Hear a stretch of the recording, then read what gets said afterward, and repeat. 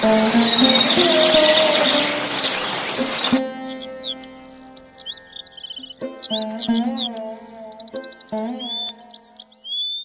छोटे से गांव सुंदरपुर में रघु नाम का एक गरीब किसान अपनी पत्नी आस्था के साथ रहता था। रघु बहुत ही मेहनती इंसान था।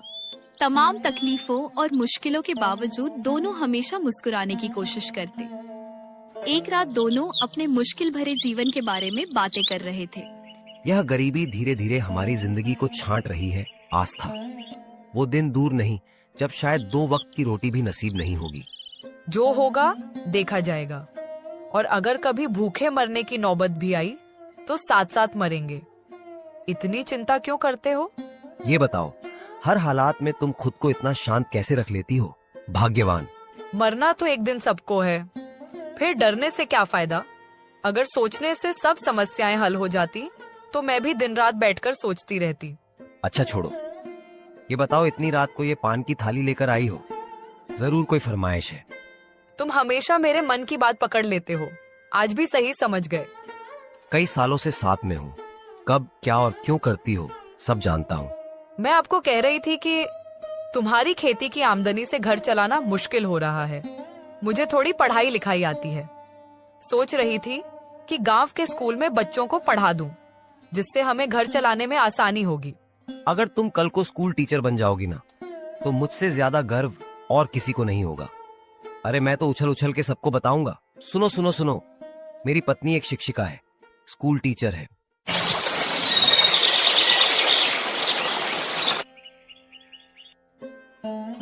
आस्था के घर से थोड़ी दूर एक और घर में रहते थे।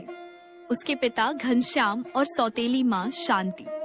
आस्था की माँ के देहांत के बाद घनश्याम ने शांति से विवाह किया, लेकिन शांति शुरू से ही आस्था से नफरत करती थी।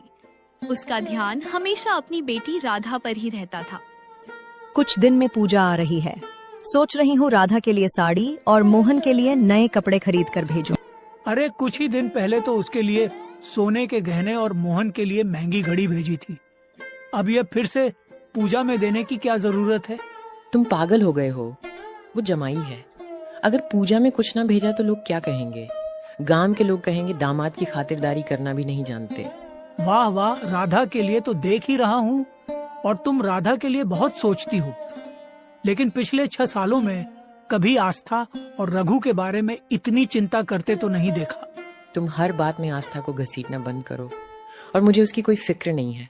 वो तुम्हारी बेटी है, उसके बारे में तुम्हें ही सोचना है। अब तो गुस्सा ही करोगी। अरे मैं तुम्हें इस उम्मीद से शादी करके घर लाया था कि तुम मेरी बेटी आस्था का भी ख्याल रखोगी, लेकिन अगर जानता कि तुम्हारे मन में आस्था को लेकर इतनी जलन है तो मैं कभी तुमसे शादी करने की गलती ही नहीं करता। तो फिर क्यों की? मैंने तो नहीं कहा था शादी करने को। मैं बस चाहती थी कि मेरी बेटी सुख शांति से रहे, लेकिन तुम अपनी बड़ी बेटी में ही उलझे रहते हो। पिछले साल जब वो पूजा में घर आई थी, तब तुमने उसके साथ कैसा बर्ताव किया, मैं उसे कभी भूल नहीं सकता। मैं तुम्हारी उस बेटी से नफरत करती हूँ और जिंदगी भर करती रहूंगी। तुम्हें अच्छा लगे या बुरा लगे, मुझे कोई फर्क नहीं पड़ता। शांति की बातों से घनश्याम को गहरा आघात पहुंचता है, लेकिन वो कुछ कह नहीं पाता। शांति की असली बेटी राधा बहुत ही ईर्ष्यालु और घमंडी थी। उसका पति मोहन एक बड़ा व्यापारी था। उसके पास धन संपत्ति की कोई कमी नहीं थी, फिर भी उनकी लालच की कोई सीमा नहीं थी। अरे ओ राधा, मैंने तुमसे कहा था ना अपने पिताजी से 1 लाख रुपए लाने के लिए, क्या हुआ उसका? अभी तक माँ पापा से मिलने नहीं जा पाई हूँ। सोच रही हूँ आज या कल जाऊँ, लेकिन बताओ तो सही, इन 1 लाख रुपयों का करोगे क्या? अरे भाग्यवान, तुम जानती हो कि मुझे बिजनेस का कितना दबाव है। एक नई जमीन देखी है, लेकिन सिर्फ 1 लाख की कमी के कारण बात फाइनल नहीं हो पा रही है। अरे पगली, भविष्य में जो हमारे बच्चे होंगे उनके लिए जमीन, जायदाद, पैसा, संपत्ति, अरे ये सब तो बनाकर रखना ही होगा ना, वरना क्या सोचेंगे कि उनके बाप ने उनके लिए कुछ भी नहीं किया है। अरे ये सब कुछ भी नहीं है।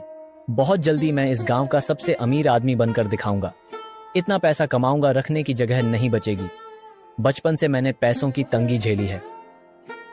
अब लगता है कि पैसा नहीं, यह दुनिया ही बेकार है। खैर जो भी हो, तुम्हें तुम्हारे पापा से वह पैसे लेकर आना ही होगा। उसके बिना काम नहीं बनेगा, ठीक है ना? तुम चिंता मत करो। ऐसा कभी हुआ है कि तुमने कुछ मांगा हो और माँ पिताजी ने पूरा ना किया हो? पैसों के ढेर लगाने और बड़ी बड़ी ख्वाहिशों की लहर उनके मन में उमड़ने लगी।